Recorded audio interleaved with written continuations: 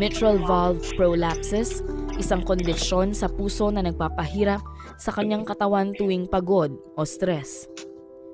Madali rin siyang dapuan ng sakit kung kaya't madalas siyang magpahinga at umiwas sa sobrang pagod.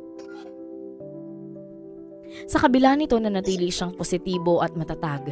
Palaging inuuna ang pamilya at mga anak. Sa una, naging masaya ang buhay may asawa ni Barbie, ngunit hindi nagtagal, nagsimulang lumabas ang mga problema sa relasyon.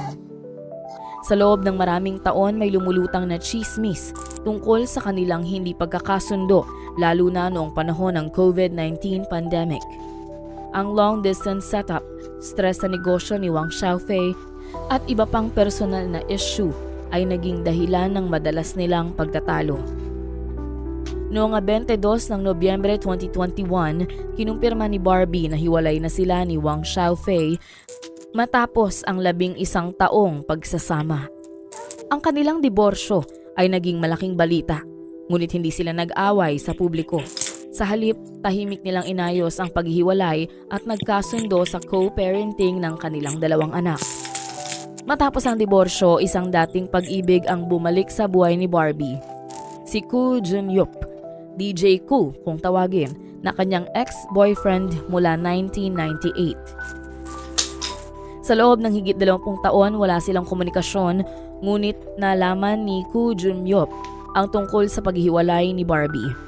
Nagdesisyon siyang hanapin itong muli. Ginamit niya ang lumang numero ng telepono ni Barbie at laking gulat niya nang gumana pa rin ito. Nang sumagot si Barbie, nag-umpisa na silang mag-usap.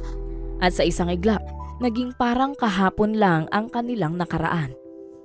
Ang kanilang muling pagsasama ay hindi nagtagal sa panliligaw dahil sa matagal na nilang nawalang panahon ay nagdesisyon silang magpakasal agad.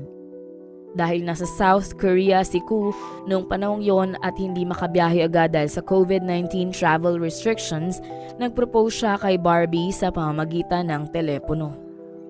Hindi na nagdalawang isip pa si Barbie, tinanggap niya ang proposal at noong